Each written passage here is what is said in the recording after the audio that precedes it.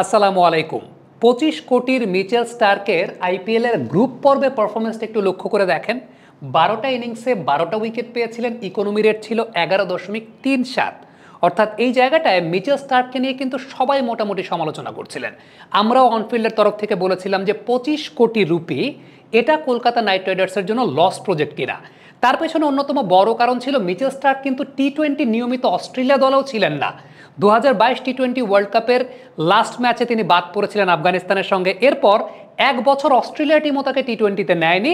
নিউজিল্যান্ডের সঙ্গে সিরিজ দিয়ে তিনি টি-20তে কামব্যাক করেছিলেন। সেই মিচেল স্টার্ককে একটা হাইপ বশত কলকাতা নাইট রাইডার্স তাদের দলে নিয়েছিল 25 কোটি রুপিতে। ইন্ডিয়ার সাবেক ক্রিকেটার, ধারাভাষ্যকার সবাই সমালোচনা করছিলেন, কিন্তু স্টার্ক পরবর্তী সময় দেখালেন যে তিনি একজন বিগ ম্যাচ প্লেয়ার এবং ওস্তাদের মাইটটা যে শেষ রাতে হয় সেই সার্থকতা তিনি প্রমাণ করেছেন। আমাদের সবার সমালোচনার জায়গাটার মুখ তিনি বন্ধ করে দিয়েছেন।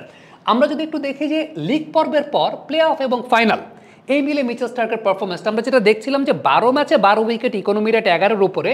সেই জায়গায় প্লে অফ এবং ফাইনালে 2 ম্যাচে 5 উইকেট, 5টা ভাইটাল উইকেট এবং ইকোনমি রেটটা 6.86 মেনটেন করেছেন মিচেল স্টার্ক। এবং মেগা ফাইনালে চেন্নাইয়ের মতো স্টেডিয়ামে মিচেল স্টার্ক যেভাবে বোলিং করেছেন, এয়ারে সুইং পেয়েছেন, পাশাপাশি আমরা অফ দ্য পিচ মুভমেন্ট দেখেছি। সত্যিকারের অর্থে বিগ ম্যাচ প্লেয়ার। তার সার্থকতাটা এবং কলকাতা নাইট রাইডার্স কেন 25 কোটি রুপি দিয়ে নিয়েছে সেটার সার্থকতা তিনি প্রমাণ করেছেন সকল সমালোচকদের। আমার মতো ছোট সমালোচক কিংবা আইপিএলের বড় বড় কমেন্টেটর যারা আছেন সে সমস্ত বড় সমালোচকদের মুখটাও তিনি বন্ধ করে দিয়েছেন।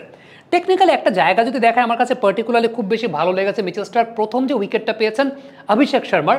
আমরা যদি একটু খেয়াল করে দেখেন এই যে প্রথম উইকেটটা, এটা কোচিং পয়েন্ট অফ ভিউ থেকে খুব চমৎকার একটা বল। এই সেন্সে কোচিং পয়েন্ট অফ ভিউতে বলা হয় যে এই টাইপের উইকেটে top of the off stump hit করাটা, অর্থাৎ লেন্থে এমন জায়গায় মেনটেন করা যেখানে বলটা গিয়ে টপ অফ দ্য অফ স্ট্যাম্পে হিট করে।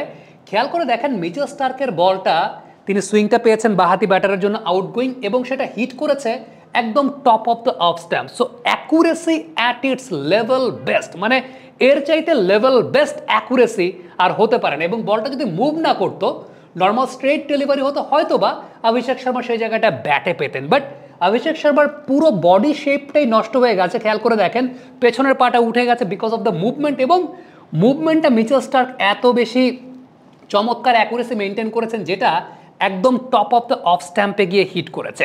সো এই জায়গাটা একটা উল্লেখযোগ্য জায়গা ছিল যে মিচেল স্টার্ক মুভমেন্টটা পেয়েছেন।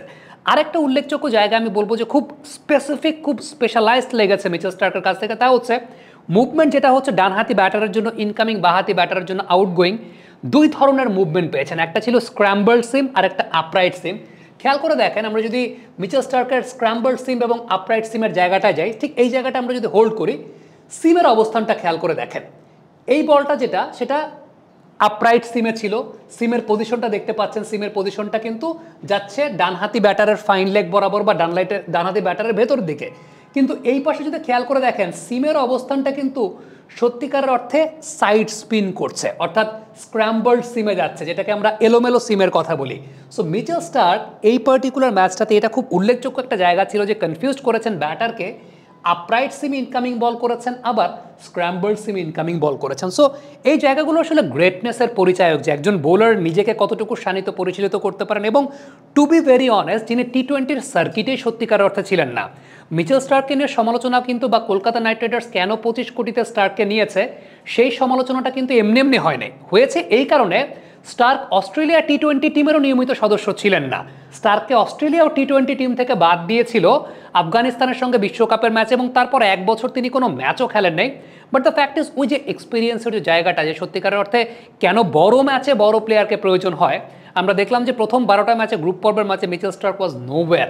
11 সামথিং তার সেই জায়গাটা ইকোনমি রেট, কিন্তু পরের 2 ম্যাচে মিচেল স্টার্কের 4টা উইকেট। সো এই জায়গাটায় আসলে মূলত বহিঃপ্রকাশিত হয় যে স্টার্ক কতটুকু শার্প বোলিং করেছেন। আর এই পার্টিকুলার জায়গাটা আবারও আমার কাছে মনে হয় যে ইট ওয়াজ ভেরি ইম্পর্ট্যান্ট ব্যাটারকে কনফিউজ করে দেওয়ার জন্য, এবং মিচেল স্টার্ক সেই কনফিউশনে ব্যাটারকে ফেলেছেন।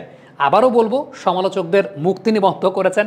আমরাও সমালোচনা করেছিলাম যে হ্যাঁ, Mitchell Starc out of nowhere টি-20 ক্রিকেটে 25 কোটি রুপিতে বিক্রি হয়ে যাবেন, কিন্তু তিনি দেখিয়ে দিয়েছেন। আমার কাছে মনে হয় দিস ইজ দ্য গ্রেটনেস যেটা মিচেল স্টার্ক শো করেছেন, যে বাইরের কোনো কিছুতে কান দেননি।